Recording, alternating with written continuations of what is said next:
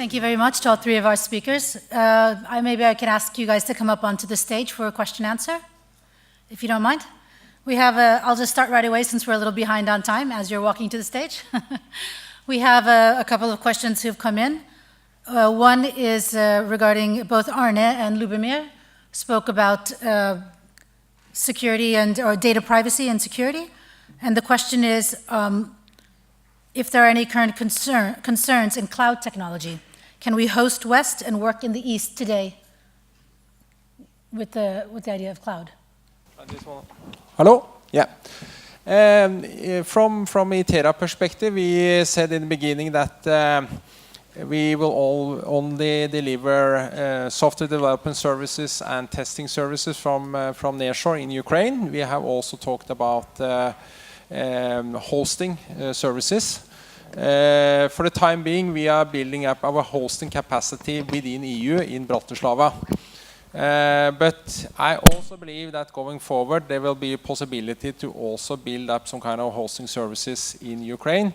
But because of the perception of corruption, etc., in Ukraine, in our business model, we actually said that software development and testing, all these kind of creative services is quite easy to go from Ukraine. And the rest in terms of infrastructure, more like services, we are taking from Bratislava.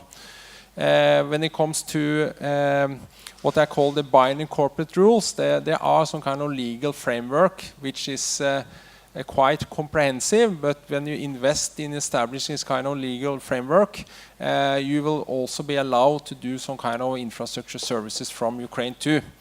But from a business perspective, in terms of convincing our customer that we should also place our data or do some kind of infrastructure from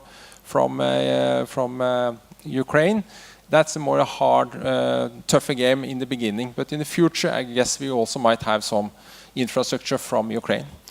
We are also switching the team from Ukraine. There are some people that have moved to Bratislava that are working on infrastructure services from Bratislava, but not from Ukraine. So the Ukraine people are actually moving across our development center. So in that kind of view, we also have Ukrainians doing infrastructure services. Sure.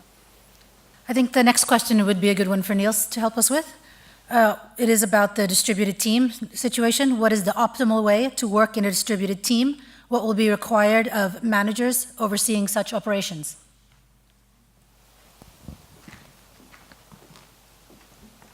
I think what we find wherever you establish yourself is something like, I think it was Arne which was mentioning before, you have to play by the rules of the country. If you come in like a Norwegian or whatever and just want to put your model over everything, you will never succeed.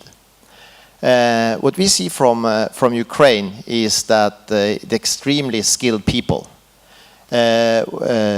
working there, they are used to a little bit different working methods than we are in Scandinavia. They are used to more close follow-up, maybe a bigger distance between managers and employees and so on. But in general, I would say that managers in Ukraine, our managers in Ukraine, has quite an easy job. It's high morale about the people working there. As I said, the skill set is very strong. And I think if you treat people good and giving them a secure environment, that is the key thing to success. And if you do that, you should succeed as well. Thank you, Nils. We have one more question that I think we have time for. It was to Arne again. What is the most challenging issue you have had in Ukraine while doing business? Most challenging issue? I think it was not because of the Maidan. That was we didn't have any kind of threats, physical threats, that kind of thing. But it was the perception in the market. All kind of news, media focusing on corruption, etc. But today I do not see the same challenges. It's more like a social responsibility, etc. But we selected very early in our business model that we should only export services from Ukraine.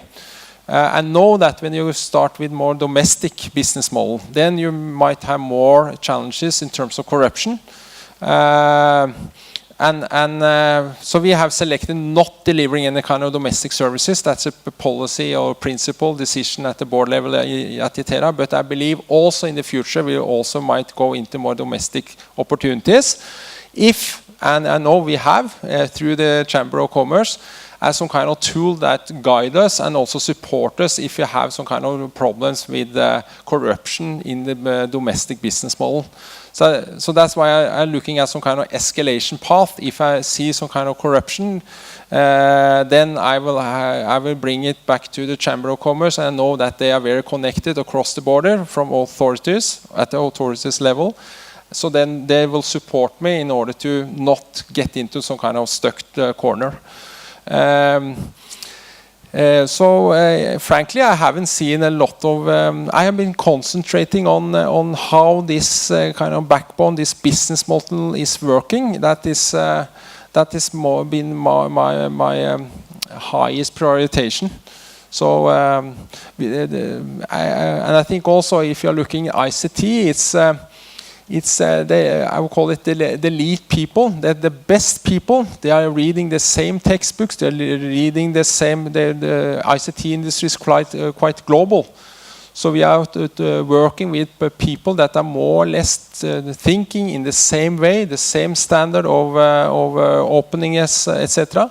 So, but of course there are other parts of the population that are maybe into some other kind of business model. But ICT is a quite interesting opportunity for the investor, because there's a lot of new innovation there. There's young people, they work or think in the same way we are doing. So that's why I think ICT investment is a quite good combination today, actually.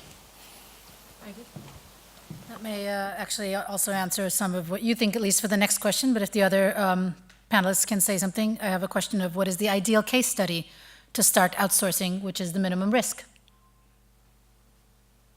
We think that the ideal case study for working with us would be if the customer will really know. If the customer will really know where he's going, as it was described today in the morning, as my previous colleagues were saying, but also when the customer is really planning the rollout, when the customers do understand the peculiarities of our culture, as was said, right, we do sometimes have the structure is not that flat, probably in Ukraine, rather it is in Scandinavia.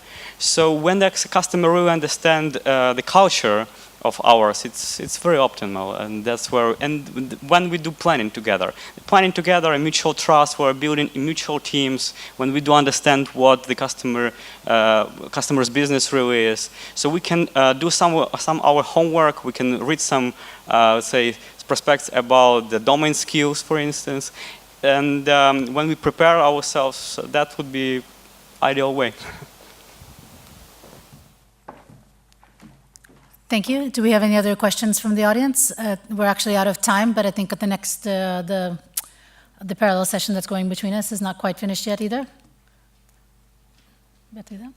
Maybe, Arne, you can comment on the cost saving, because you said 25% was a good measure, and at most you can get 40%. But what do we compare with? Because I think you can either compare with in-house cost, or you can compare with traditional consulting, which will give two very different numbers. So what we are doing at Itera, we are actually making a business case, and we are very transparent with the customer, look at what kind of investments they need to do on site, and what kind of investments we are doing for the customer. And we calculate all kind of efforts for knowledge transfer. That's a part of the business case. And also in the beginning, you need to have some kind of duplicated team. You need to have the onshore team that might add delivering services already, and you need to scale up the new team.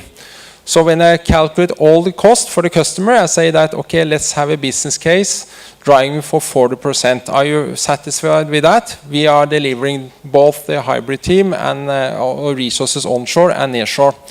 Sometimes I compare the business case with the internal cost for the customer. their self-cost, or other times I compared with local providers. So of course, if you're comparing with local providers, then the business case will be higher. You can earn more than 40%. But I believe that the customer is also quite satisfied with 40%. If you do this in some kind of structured way, it's not only one shot and you finish with the project.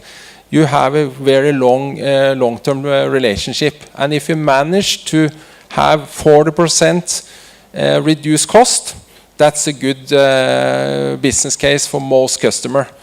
And then that business case could actually be based on the customer internal prices also.